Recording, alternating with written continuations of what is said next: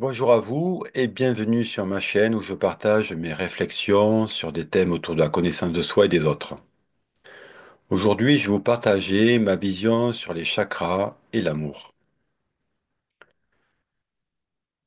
Les chakras sont des centres d'énergie situés dans notre corps énergétique sous la forme de doubles vortex. Ils sont connectés à différentes glandes dans notre corps physique qui régulent les organes de notre corps. On peut à présent, d'ailleurs, grâce à un certain type de scanner très sensible, les repérer à nous. Mis à part la tradition égyptienne qui en dénombre 13, les autres traditions parlent de 7 chakras principaux alignés sur l'axe vertical de notre corps, ainsi que des chakras secondaires répartis eux dans différentes parties du corps. Ils peuvent aussi être vus comme des niveaux de conscience ou des portes qui nous donnent accès à différents niveaux d'information. C'est à travers ces portes que nous recevons les nombreuses informations que captent nos corps subtils.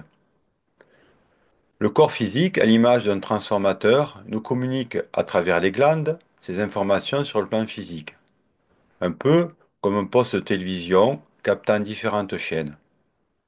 Selon la chaîne sur laquelle nous sommes concentrés, TF1, Arte, M6 ou Canal Info, nous recevons certaines informations plutôt que d'autres, ce qui nous fait percevoir la réalité d'une certaine manière.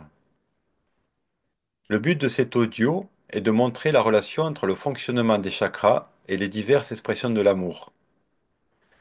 Nous verrons que l'énergie appelée amour prend des formes différentes selon la dimension où elle s'exprime. Vous pourrez ainsi mieux comprendre ce qui génère les différentes approches amoureuses. Au cours de mon cheminement, j'ai fréquenté de nombreux maîtres spirituels et auprès d'eux, j'ai souvent entendu cette phrase surprenante sans vraiment la comprendre. Tout est amour. À chaque fois, une voix en moi s'est levée pour protester. Mais comment peut-on dire cela? Ne voit-il pas la souffrance et le mal qui règnent dans ce monde? C'est hallucinant d'affirmer une chose pareille. Cette affirmation me choquait à l'époque, mais avec le temps, je compris enfin sa signification. L'amour va s'exprimer de différentes manières à travers la création. La préservation en est une, et elle est représentée par le premier chakra qui nous donne le sentiment d'exister. Ce dernier, situé près du périnée, détermine la force de vie. Il est connecté à la terre qui le nourrit et le soutient. Il nous permet de nous sentir en sécurité sur terre, d'aimer la vie. C'est aussi le siège de notre inconscient collectif. C'est à travers lui que nous accédons à la mémoire collective de l'humanité. Il nous permet de nous sentir présents dans l'ici et maintenant. Et pour être équilibré, ce premier chakra dépend du bon fonctionnement du septième. Quand il ne tourne pas correctement, la notion de survie, la peur prend le dessus. Nous nous sentons alors isolés, séparés de notre environnement. Nous devons alors pomper notre énergie chez les autres en demandant une attention excessive. Nous percevons les autres comme un danger pour notre vie, notre sécurité physique. Dans cet état, nous n'éprouvons aucune paix. Nous ne respectons les autres que dans le sens où ils peuvent nous être utiles, dans notre recherche de protection. Le genre d'amour que nous éprouvons est uniquement centré sur notre corps, et cela s'appelle l'instinct de survie. Si pour garder notre corps en vie, nous devons tuer une centaine de personnes, cela ne nous posera aucun problème. Car quand ce chakra dysfonctionne, nous percevons les autres comme des objets, ni plus ni moins. Notre attention est uniquement focalisée sur le fait d'avoir assez de nourriture et d'argent pour vivre. Nous veillons à ce que notre environnement soit sain, que notre corps soit hors de danger, que nous puissions nous reproduire. Ce chakra exprime alors l'amour de notre propre corps que nous percevons comme notre identité. Il est associé au cerveau reptilien. Situé au centre du bassin, le deuxième chakra, lui, est celui de l'action, de la puissance intérieure et du désir. Il est associé au corps émotionnel. Il nous fait percevoir les choses et les personnes à travers la notion de plaisir, déplaisir. À travers lui, nous agissons sur notre environnement par intérêt. Ici, l'amour s'exprime par le désir de vie lié au plaisir, notamment en ce qui concerne le sexe et la nourriture. Ce qui, si vous y réfléchissez, participe pleinement à notre survie.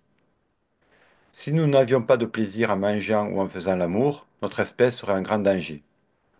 On peut dire ainsi que le deuxième chakra est la continuité logique du premier. C'est aussi le chakra de la relation, de la famille.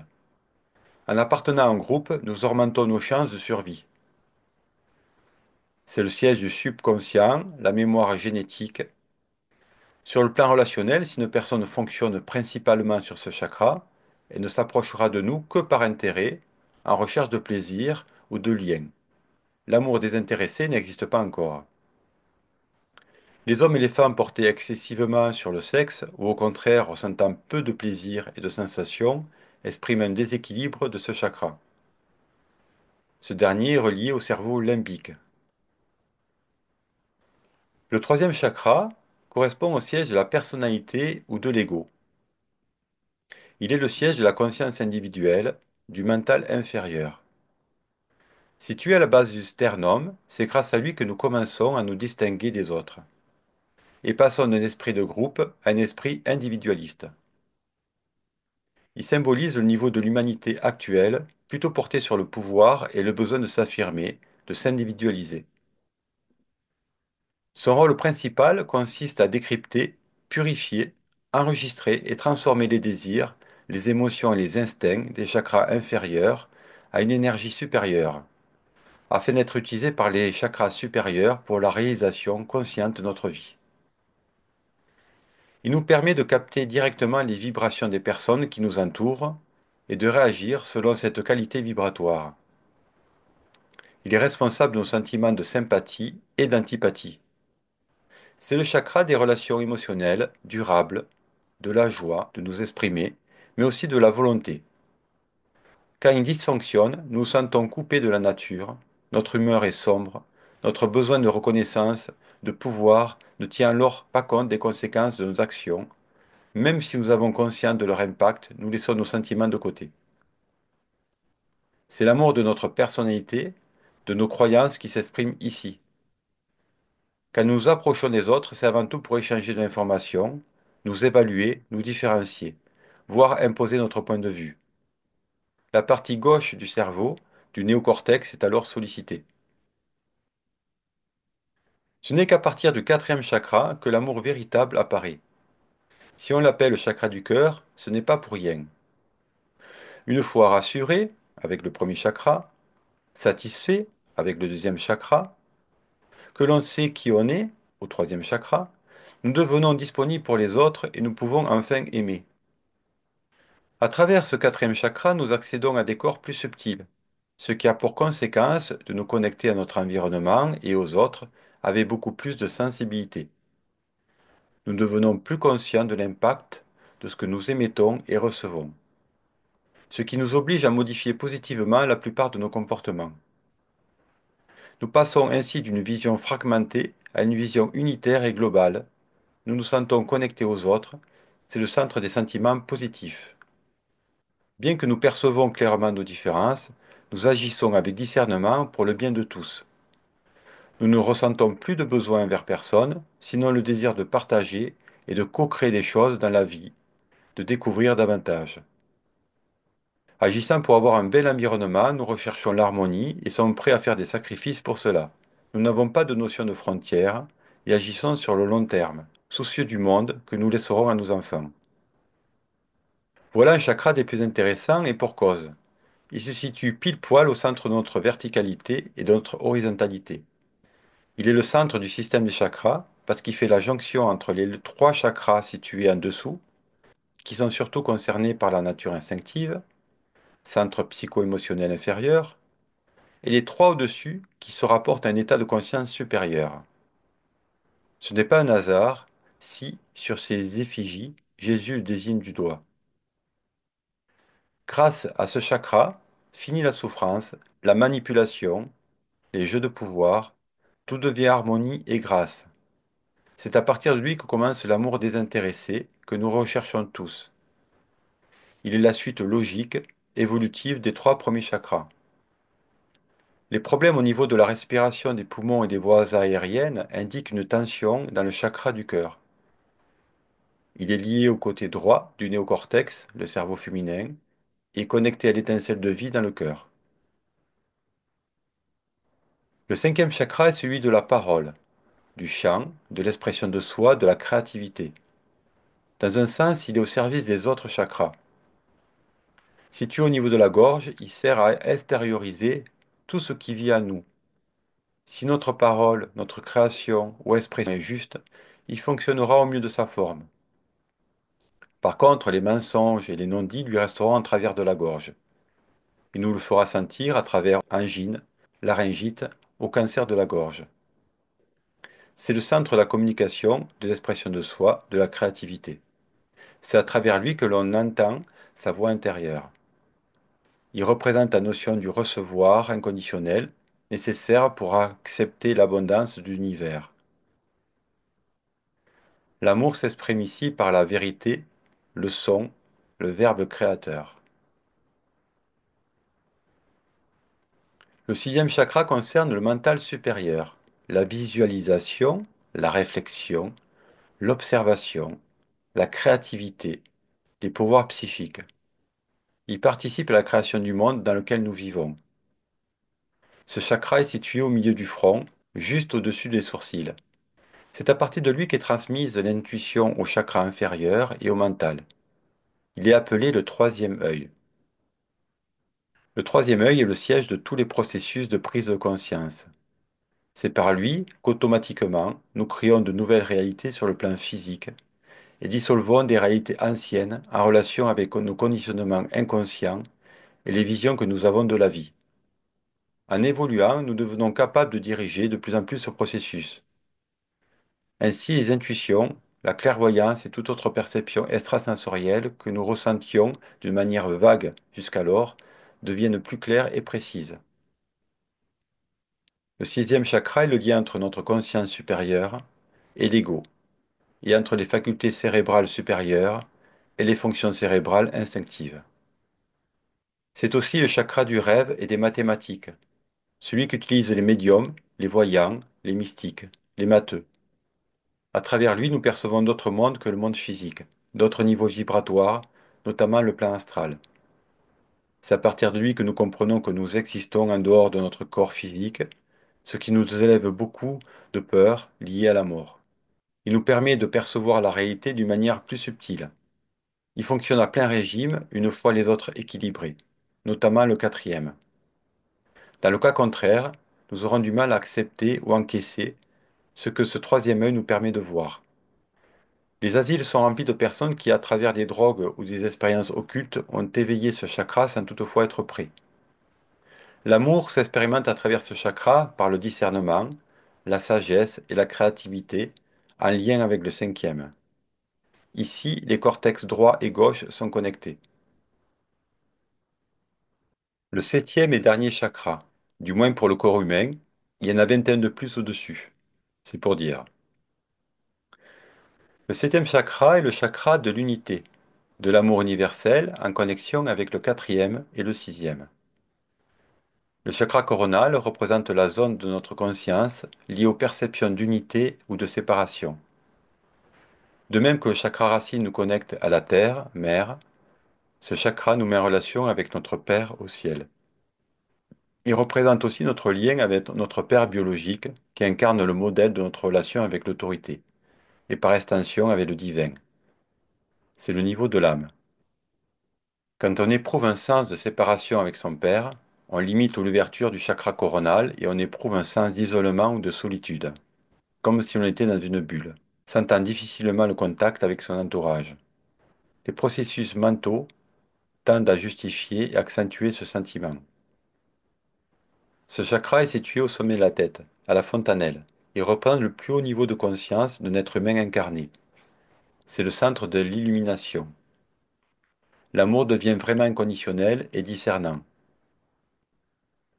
Quand le chakra couronne commence à s'ouvrir, on est attiré par les enseignements mystiques ou occultes. À cette étape de son développement, on commence parfois à percevoir les auras, à éprouver un sentiment de révérence et d'émerveillement devant la beauté et l'immensité de la création. On acquiert aussi une compréhension intérieure des vérités universelles. Lorsqu'il est complètement ouvert, ce chakra fusionne avec le chakra du troisième œil pour former le halo, souvent représenté autour de la tête des saints et des êtres illuminés. Vous comprenez à présent que le type d'amour que nous vivons en couple est un mélange de perceptions de plusieurs chakras, et que parfois certains sont plus actifs que d'autres. Le fait que certains soient sous-actifs découle du fait que d'autres soient suractifs. Un chakra est suractif quand nos besoins se portent excessivement sur ce qu'il représente. Je m'explique. Si dans notre enfance nous avons manqué de sécurité, nous allons porter par la suite plus d'attention dans ce domaine et suractiver le chakra 1, ce qui aura pour conséquence de sous-activer le chakra 7, celui de la guidance intérieure. Pour équilibrer nos chakras, nous devons donc apporter une attention égale au domaine qui leur correspond. La plupart des humains, dans ce cycle d'expérience, sont concentrés majoritairement sur les trois premiers chakras, ainsi que sur le cinquième, les autres n'étant utilisés que de temps en temps. Nos sociétés reflétant nos centres d'intérêt, il est aisé de comprendre pourquoi ces dernières sont dirigées par le besoin de sécurité, de plaisir et de pouvoir. Ceux qui sont axés sur les autres chakras ne s'y retrouvent pas, et ont de grandes peines à vivre au sein de ces sociétés qu'ils jugent inhumaines, à juste titre. Parmi eux, nombreux sont ceux qui, le cœur ouvert, s'évertuent de minimiser la casse et proposent parfois des alternatives intéressantes. Cependant, le fait qu'ils soient encore peu nombreux et déséquilibrés sur leurs trois premiers chakras limite leur impact. Actuellement, nous pouvons distinguer deux types de fonctionnement chez les humains, celui des enfants graines et celui des enfants boutures. Les enfants graines fonctionnent essentiellement sur les trois premiers chakras, et tout comme des graines, ils sont à l'aise dans la terre, ils ont de bonnes racines, et savent tirer de leur environnement les substances pour se nourrir et grandir. Mais ils sont peu enclins à s'ouvrir sur des choses spirituelles. Les enfants boutures, eux, ont un corps mais pas de racines. Ils fonctionnent plutôt avec des chakras 4, 5, 6 et 7, et ont du mal à assurer leur subsistance. Le cœur sur la main, mais peu intéressés par la matière, ces enfants se font souvent exploiter, énergétiquement ou physiquement. En grandissant, en développant leur discernement, ils apprennent à mieux se débrouiller. Il est important pour eux de créer leurs racines et de les implanter dans nos sociétés qu'ils trouvent si étranges, afin de leur apporter une vision supérieure de la vie. On retrouve dans cette catégorie les dyslexiques, des gauchers, des enfants indigo, cristal, des HP, I ou HPE, et toutes sortes de nouveaux enfants que l'on trouve hors normes. Fort heureusement, le niveau vibratoire de la Terre augmentant, nous sommes en plein changement de cycle évolutif et de situation spatiale. De plus en plus de personnes s'éveillent au champ de conscience que procurent les quatrième, cinquième, voire sixième chakras. Il est évident que nous assistons aujourd'hui à la naissance d'une nouvelle humanité et passons de l'humain animal à l'humain divin. Certes, l'ancien monde résiste encore, mais le dénouement ne laisse point de doute. Le passage de la troisième dimension à la quatrième, puis à la cinquième dimension a déjà commencé. Une belle surprise nous attend et tous ceux qui sont venus en avance piaillent d'impatience. Voilà, ainsi se termine cet audio sur les chakras. J'espère qu'il vous a intéressé.